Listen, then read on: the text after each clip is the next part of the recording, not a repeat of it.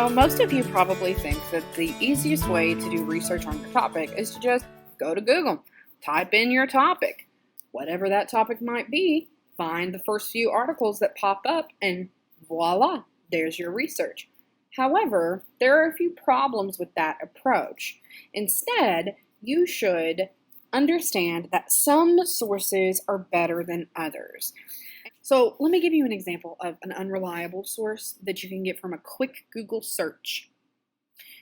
Over here, you can just type this question, and these pop up a lot on Google searches, especially if you type in a question. Or you have just a bunch of random anonymous internet users who are commenting. There's no way to verify the information that they list, so it's not a reliable source, and we shouldn't use it.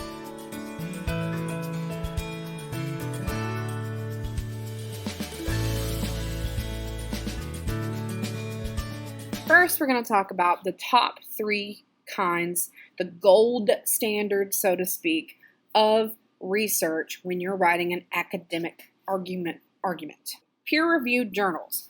Well, what's a peer-reviewed journal? Basically, that's fancy speak for experts in the field of study, for whatever field that might be, who publish research, and other experts in that field of study read that research and determine whether or not it's good research or bad research before it's allowed to be published. So in other words, it is heavily vetted for accuracy and bias before it's been published by a bunch of experts all over the world within the community of that particular discipline. So the easiest place to find peer-reviewed journals is here, Google Scholar. So I'm going to be using the topic from our student sample from last week. So she wrote all about youth suicide, right? So we're going to type in youth suicide in Google Scholar and see what happens. Okay, looky there.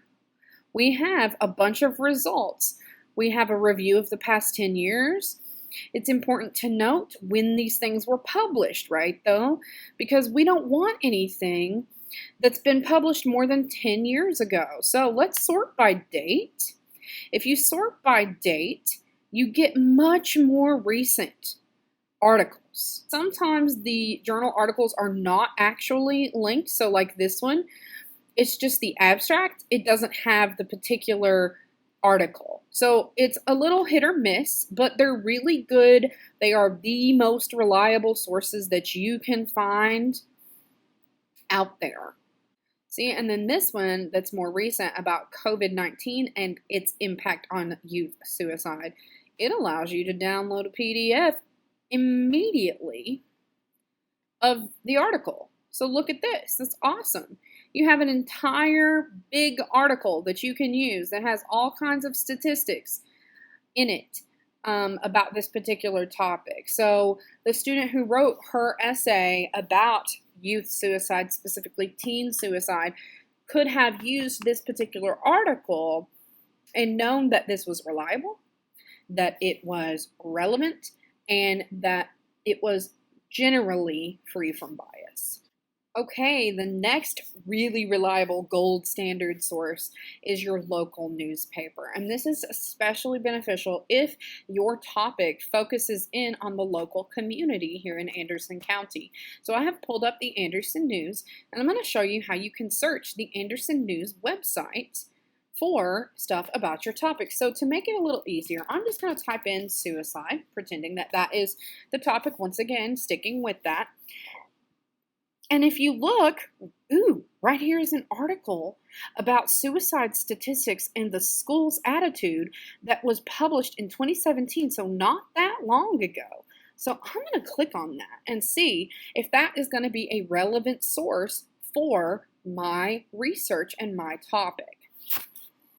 So this has really good information and it's unbiased. It's just facts. There's no opinion in here. It's just reporting what is contained in this report about youth suicide rates, and then getting statements from representatives of Anderson County schools on their particular feelings about that report.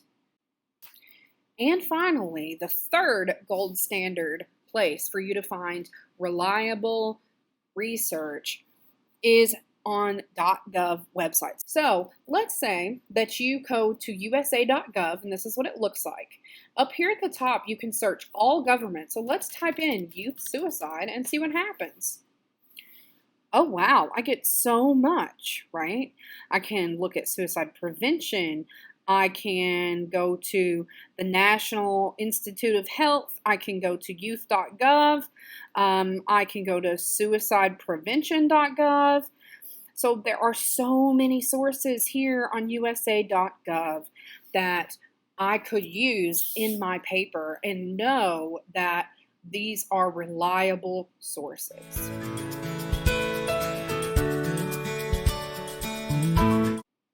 So what is bias? Bias basically means the underlying motives or opinions that someone, the author, or the company that publishes something might have for having that particular opinion or publishing that particular information. What's the problem with biased sources? Well, biased sources can have a political slant whereby the author or organization is far more conservative and far more liberal, and therefore is sort of looking at the truth through that lens, which can distort that truth. Another thing that is really common is bias related to money. So let's just say that a scientist, a health expert, is approached by this organization who is anti-vaccination for children based on a claim that it causes autism.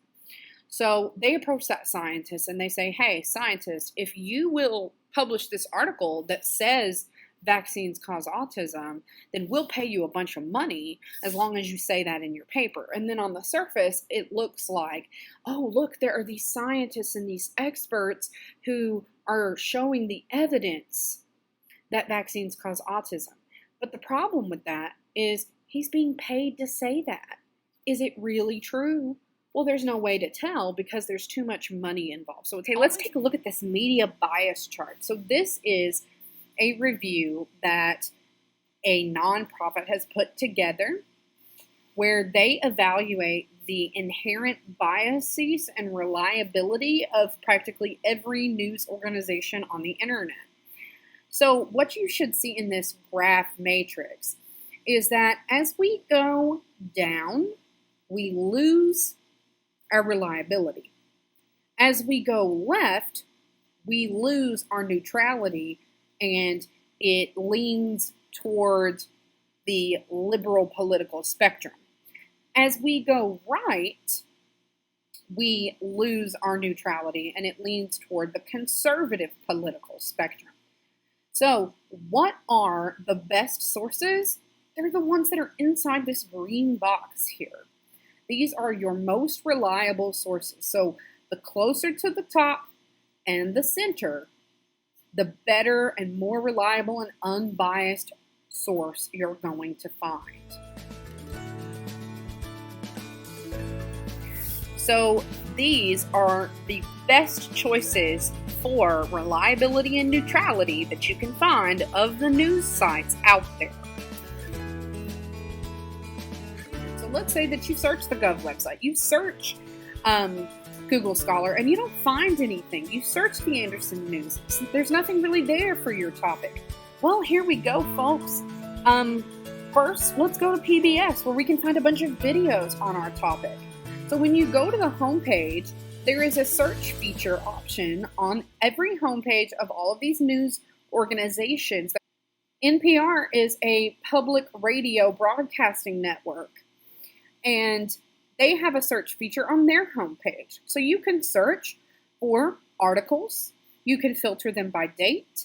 You can click to see if there's anything in here that suits your topic. These are all great. These sources are good still. However, you have to beware of a little bit of bias. These are a little farther away from neutral than they should be. So make sure you proceed with caution. They're still good, But make sure you're really taking a close look before you use a source from one of these websites. What's the problem with Fox News and MSNBC, you might ask? Well, both of those are far, far, far politically slanted in opposite directions. So generally, I just want you to steer clear. Tabloids are a no. Random websites.coms out there are a no. Look, if you're unsure about a particular source and whether or not you want to use it after you have read the article and evaluated, then you can use this link, which I will include in your research assignment, to search for your particular website to see whether or not it is a reliable source of information before you get too attached to using it, because we want to make sure that our information is reliable and unbiased as possible so that our argument is as strong as